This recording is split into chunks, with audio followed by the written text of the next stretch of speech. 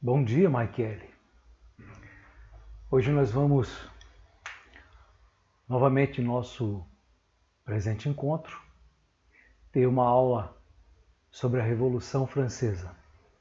Você já me conhece, sabe que eu sou o professor Ari Tebas de Freitas, professor de História, e estou aqui para ajudar você a aumentar seus conhecimentos, também dizer que a chave de toda a vitória, de fato, são os estudos, prestar atenção, aprender e procurar sempre caminhar pelo lado em que a gente possa se edificar, ser útil à sociedade, à família, sem ter que enfrentar grandes dores de cabeça, porque isso acontece realmente, não é? Todo mundo enfrenta essas dificuldades. Então, nós vamos trabalhar sobre isto, a Revolução Francesa.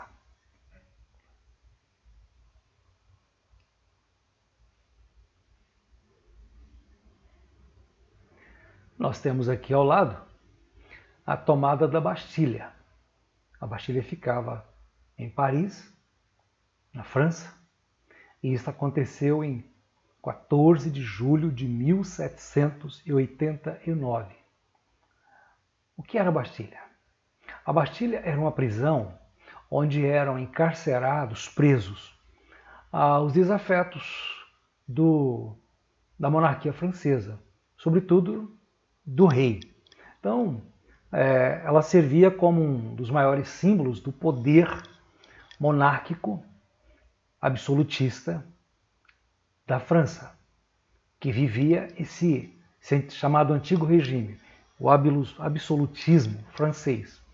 E ela foi tomada, na época da Revolução, logo nos primeiros dias, pelo povo. Povo enjoado, cansado de ser espoliado, de sofrer. Então, eles tomaram essa prisão, que também lá dentro tinha armas, e o povo precisava de armas.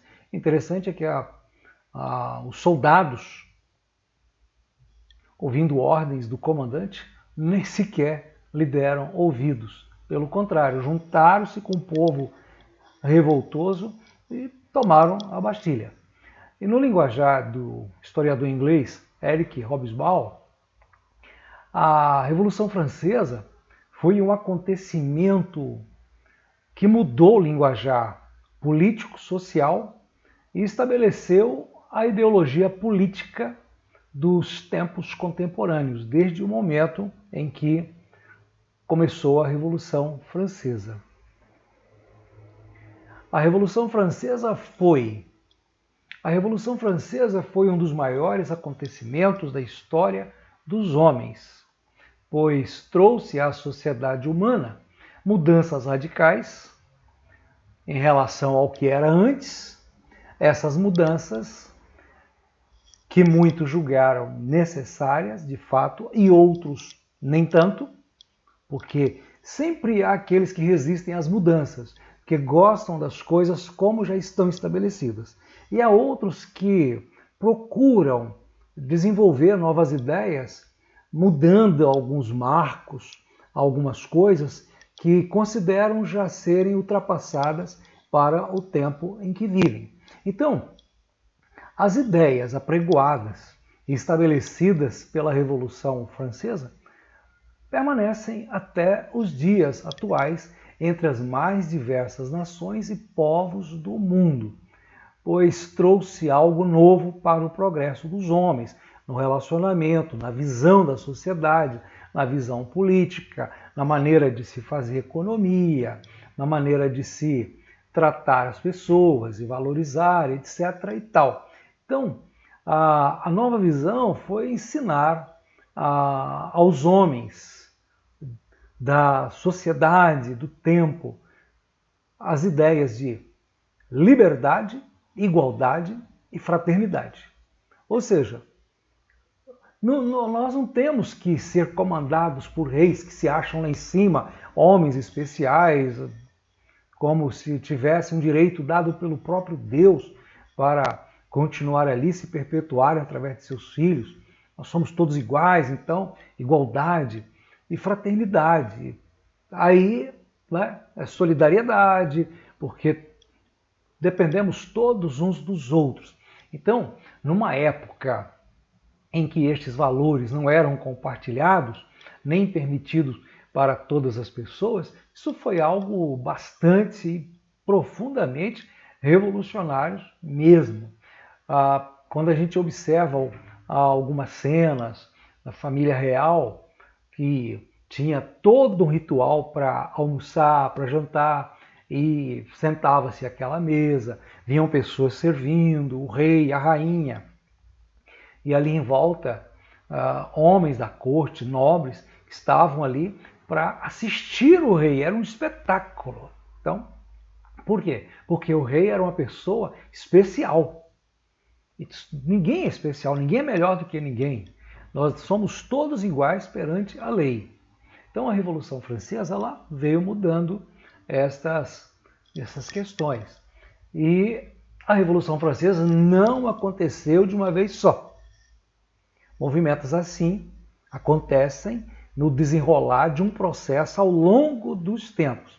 Então ela teve a sua primeira fase, que foi no momento da reunião dos Estados Gerais, que a gente vai explicar posteriormente, e a instalação da Assembleia Nacional Constituinte. Isso durou de 1789 a 1791.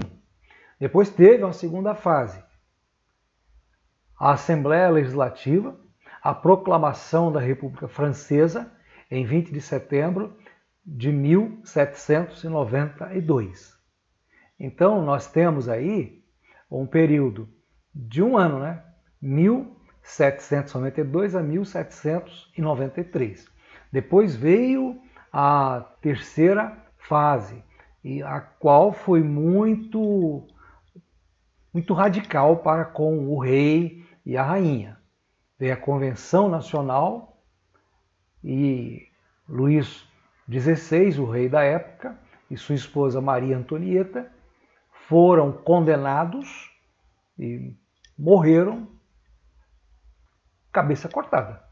E essa fase durou de 1793 a 1795. Depois tem a quarta fase, que é o diretório. E aí aparece um camarada, um herói nacional, um sujeito muito carismático, militar vencedor, que conseguiu se impor pelos seus méritos, né? Muito bom articulista, muito bom estrategista, e se tornou popular no meio do povo. Então, levaram esse homem à liderança do povo francês. Estamos falando, então, de Napoleão Bonaparte. Isso durou, essa fase, 1795 a 1799. A França, um país desigual. A França, na época da Revolução, era um país muito desigual. Muito, mas muito mesmo. Pelo gráfico ao lado, você pode perceber, na faixa azul, está aí o número da população que habitava na zona rural, onde se produzia alimento e para toda a população francesa. A parte menorzinha, está lá, 20%, é referente aos que viviam na zona urbana. Zona urbana são as cidades. Então, podemos perceber que muita gente vivia no campo, então havia muitos camponeses, e essas terras eram propriedade de poucas pessoas. Entre os proprietários estava a Igreja Católica, que possuía bastante terra, a nobreza rural, e todo mundo junto, dono de terra, explorava os camponeses.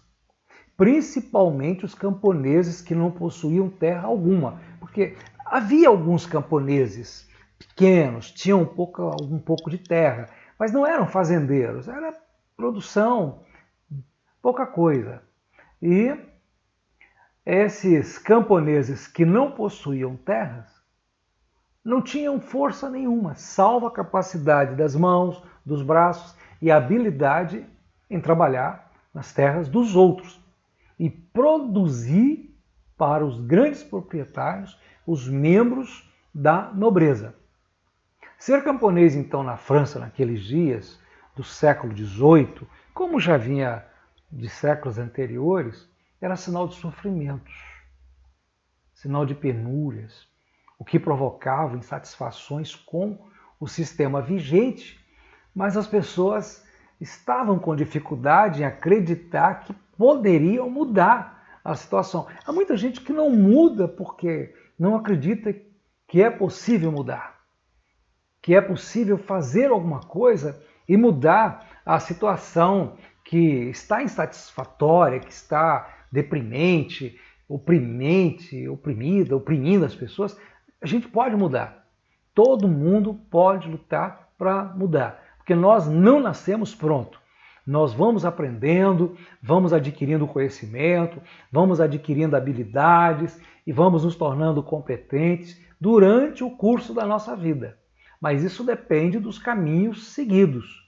A pessoa pode desenvolver habilidades para muita coisa, inclusive para as coisas ruins e também para coisas boas. Então, ser camponês na França, naqueles dias da Revolução Francesa, era algo difícil, muito doloroso, porque a distribuição de terras e de rendas era algo profundamente injusto e provocador de misérias, principalmente quando se compreende quem sustentava o Estado francês, o que não é muito diferente dos nossos tempos, muitos países, mas trazendo para a particularidade do Brasil, aqui também há uma concentração de riquezas nas mãos de poucas pessoas e muita gente trabalha e não consegue alcançar o que eles conseguem.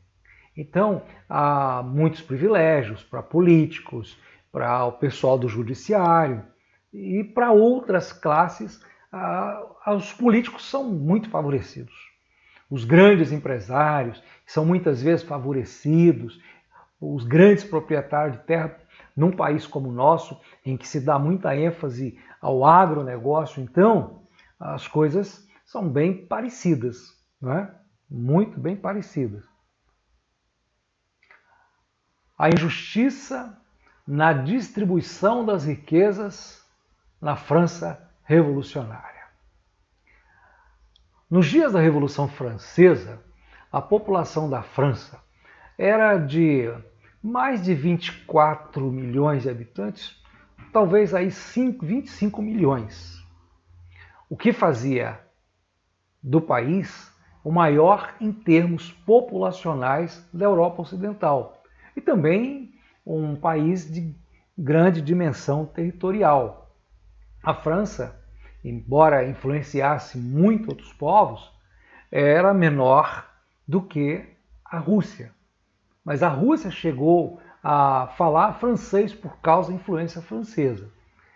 As riquezas representadas por terra, rendas, pensões reais e outros privilégios, entre tantos outros, estavam centralizadas em pouquíssimas mãos.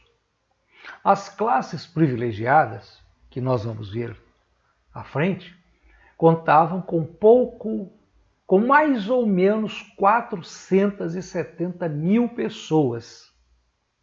Porém, a classe mais pobre, composta de mais de 24 milhões de pessoas, produziam tudo o que era necessário para sustentar os privilegiados. Um dia, a conta iria chegar. Um dia, isso tudo teria de acabar e não seria sem manifestações populares, lutas e sem derramamento de sangue, como de fato acabou acontecendo. Então, no gráfico, podemos perceber como a grande parcela da população francesa tinha de trabalhar para sustentar as duas outras pequenas parcelas dos habitantes da França. Veja bem, a parte azul, 1%, era uma classe, o clero. A parte de outra cor ali, meio marrom, que cor é essa? Maravilha, está ali, 3%. E essa parte mais verde, 96%, era composta pela classe menos favorecida naquele momento na França. O antigo regime. Por que as coisas eram assim? Porque estava em vigência o antigo regime, o absolutismo. Então, pode-se definir o antigo regime como sendo um sistema político de governo e organização social que existiu na Europa entre os séculos XVI ou do século XVI até o final do século XIX. E este regime foi marcado pelo governo absolutista, uma sociedade humana dividida em classes ou categorias, em que apenas algumas tinham todos os privilégios sociais, econômicos e políticos, onde as pessoas não tinham liberdade nem mobilidade para passar de uma classe social para outra, e na qual, ou seja, nessa sociedade, o rei era tido na conta de, abre-se aspas, verdadeiro representante de Deus na terra, fecha aspas. Ou seja, do rei tudo dependia, porque o governo era somente a expressão da vontade soberana e absoluta do monarca. Ele detinha em suas mãos todo o poder, toda a autoridade. Suas decisões eram inquestionáveis. Sua vontade era absoluta. E ele concedia seus favores a quem ele queria. Às vezes um rei queria que uma família fosse morar na corte.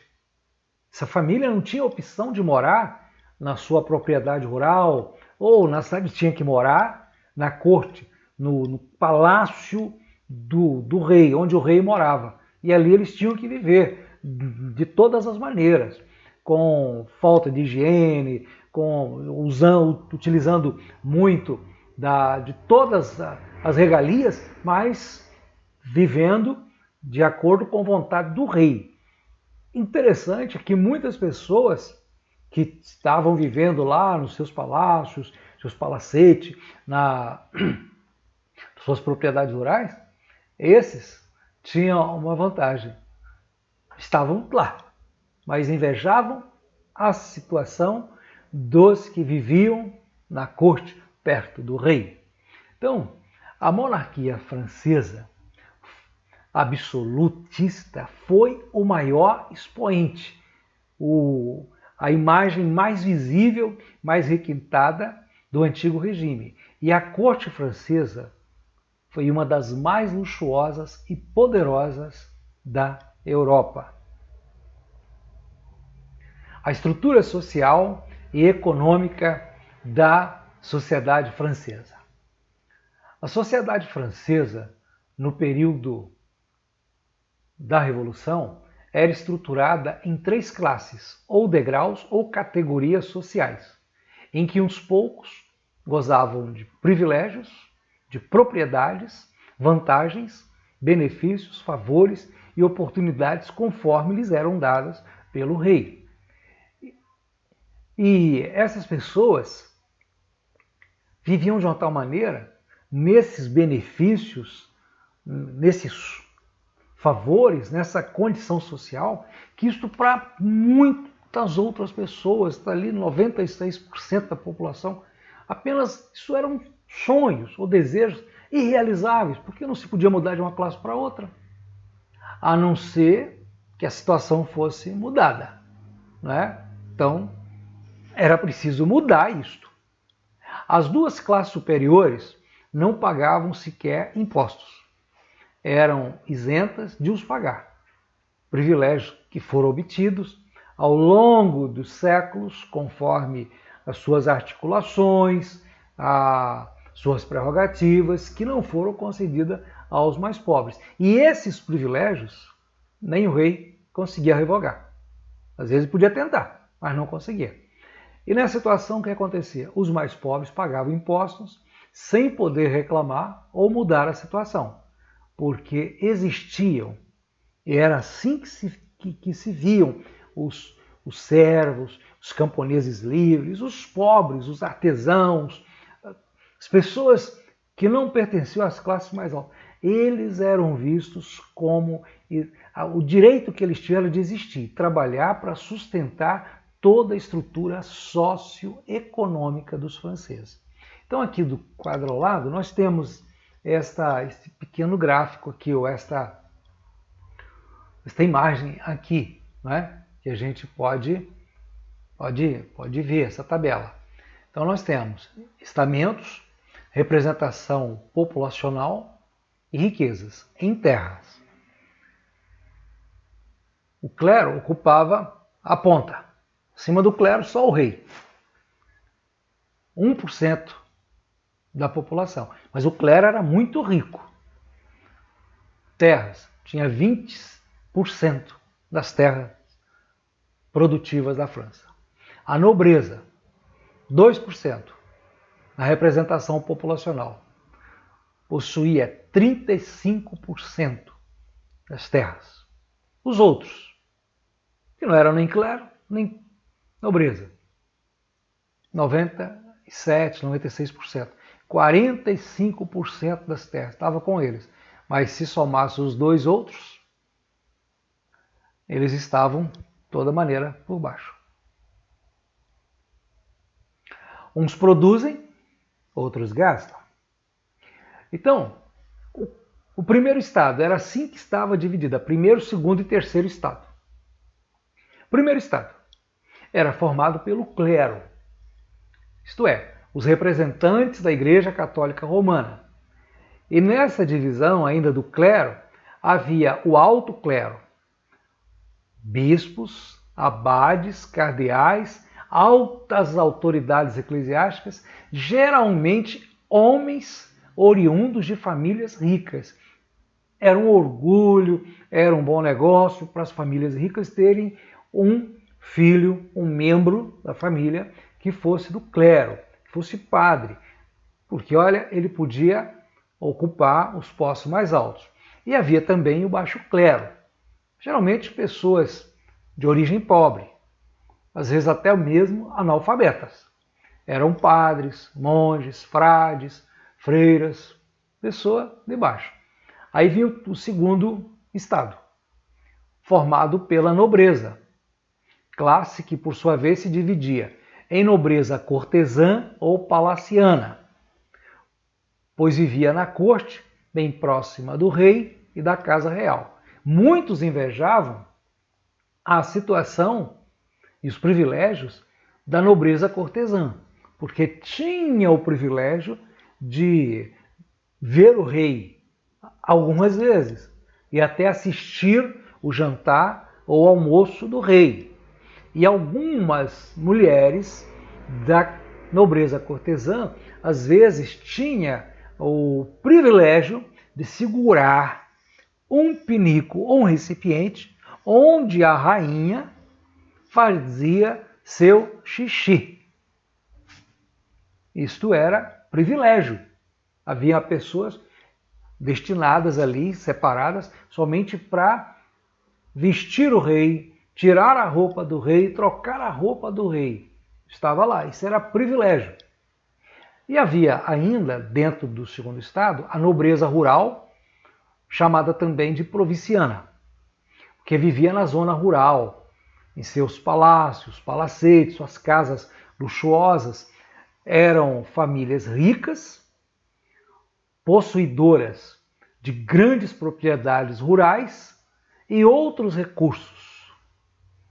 E havia também, ainda, dentro do segundo estado, a nobreza togada. O que era isso? Eram burgueses ricos. Burgueses eram pessoas ricas, mas que não eram nem do clero, nem da nobreza. A nobreza cortesã ou rural. Esses nobres togados eram banqueiros, grandes comerciantes, donos de navios, importadores, pessoas que podiam comprar títulos de nobreza quando estes títulos eram ofertados pelo rei, que queria fazer dinheiro, então ele vendia títulos de nobreza. Não eram nobres de nascimento, eram nobres porque tinham dinheiro, compravam. E aí vem o terceiro estado, também formado pela alta, média e pequena burguesias. A alta burguesia tinha banqueiros, grandes comerciantes, pessoas ricas, mas que não tinham tido oportunidade de comprar títulos de nobreza. A média, burguesia meio, né? Nessa burguesia podia ser encontrados médicos, advogados, professores, proprietários de terra, as pessoas já qualificadas. A pequena burguesia era composta dos mais pobres da população, isto é, composta de pequenos proprietários de terra, camponeses, livres, artesãos, pequenos comerciantes, pedreiros e outros trabalhadores urbanos e também servos. Não eram escravos, mas não tinham nada também, a não ser o próprio corpo. Então percebe-se que a terceira classe social, ou terceiro estado, da sociedade francesa, era uma mistura de verdadeiros trabalhadores e produtores de rendas insatisfeitos, inconformados, que se sentiam explorados e de fato eram explorados, usados para pagar os elevados custos para manter, ou os elevados custos que mantinham as outras classes sociais, seus luxos, seus benefícios e suas vantagens, como ainda se pode ver em certas sociedades atuais, apesar de proclamada a República, a independência, a República, também a democracia, tem sempre uma classe menos favorecida que trabalha e sustenta o luxo de outros que estão lá em cima. Ideias, desejos e sentimentos movem as pessoas. Os filósofos iluministas pensaram, refletiram, escreveram e publicaram suas ideias. E essas ideias iluministas passaram a circular entre as pessoas, através de literatura, através da enciclopédia, através do texto impresso. Então as pessoas comentavam, as pessoas discutiam essas ideias. Entre essas ideias estavam aquilo que nós já conhecemos bastante, ou pelo menos já falou, os direitos naturais do homem, que não eram reconhecidos durante a monarquia absolutista. Era o direito à liberdade individual, à propriedade privada, à igualdade entre as pessoas. Fim dos privilégios, eles lutavam por uma coisa.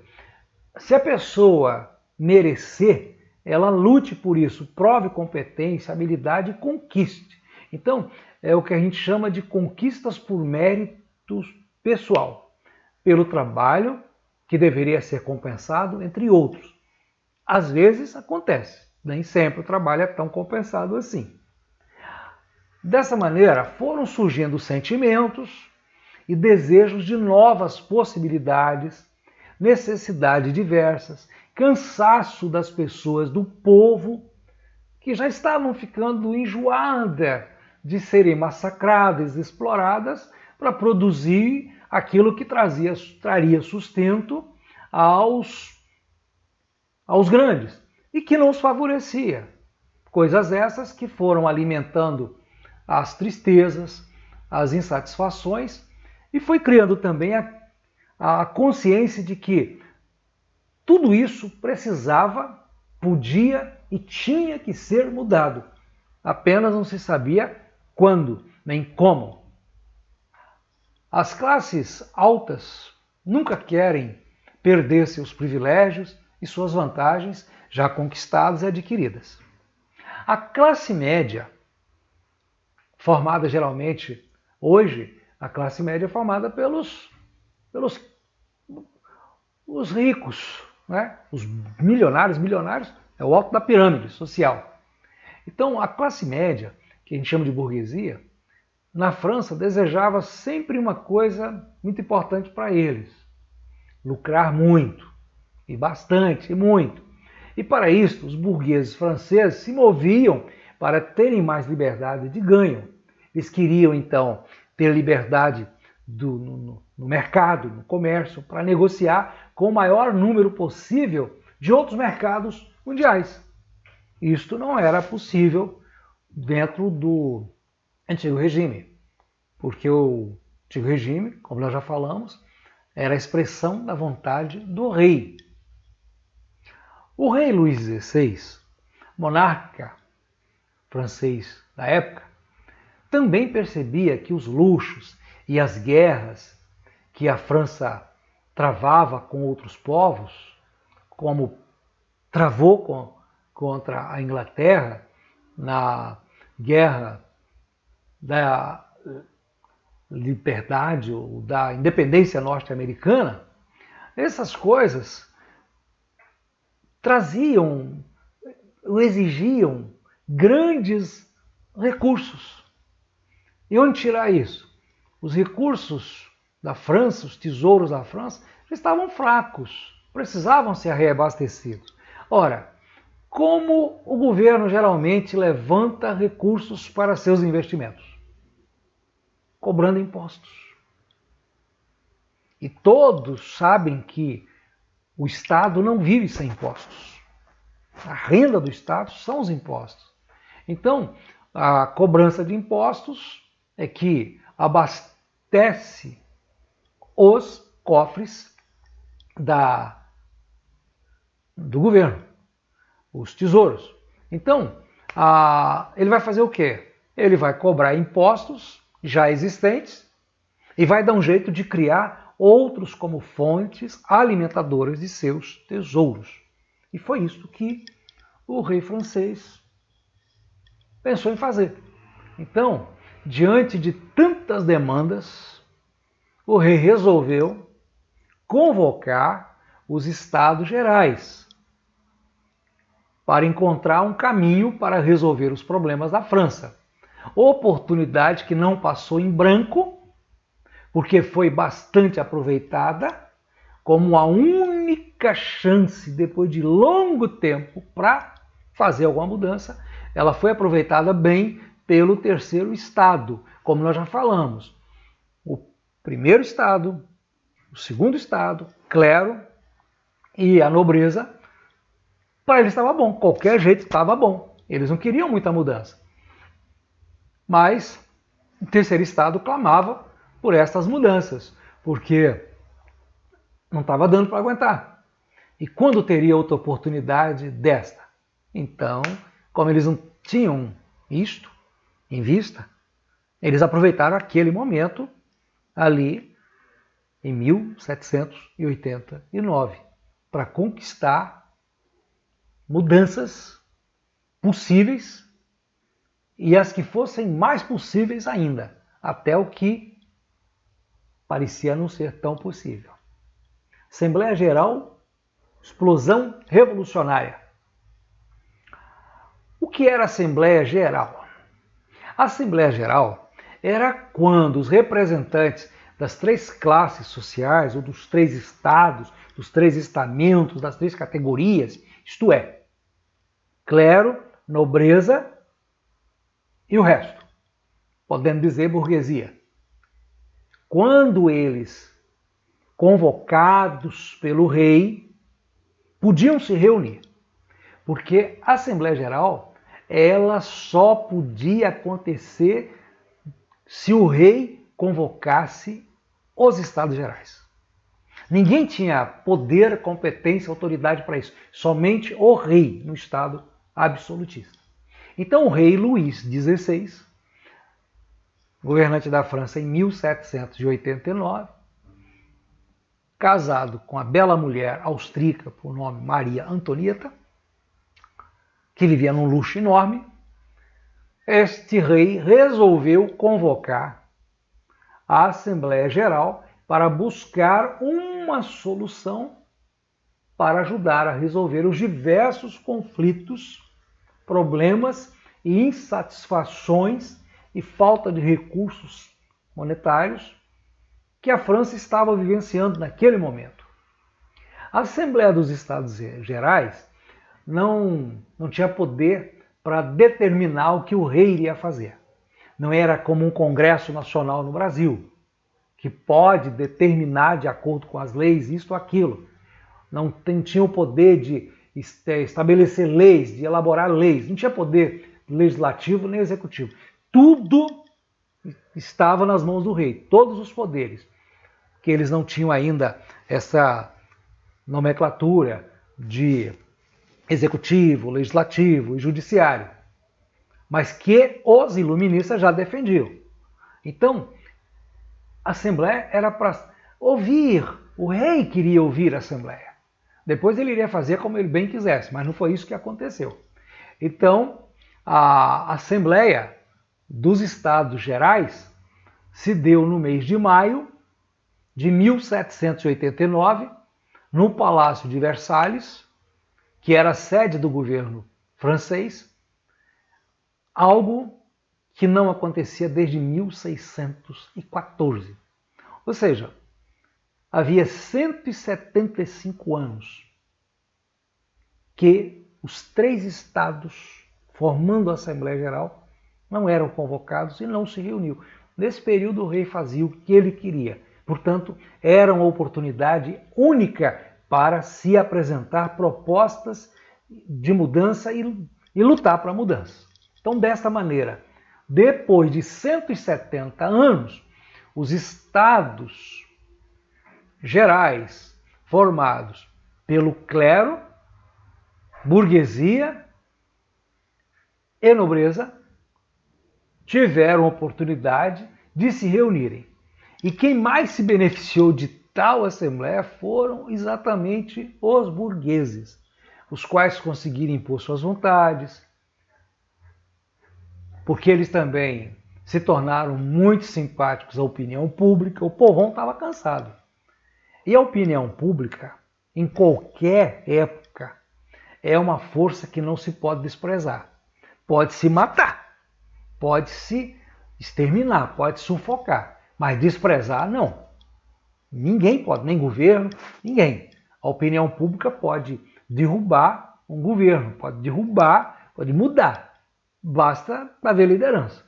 Então, quando os representantes, principalmente do terceiro estado, estavam lutando para a diminuição de impostos e fins de privilégios, bandeiras raramente vistas dos parlamentares, a opinião pública gostou e deu-lhes apoio.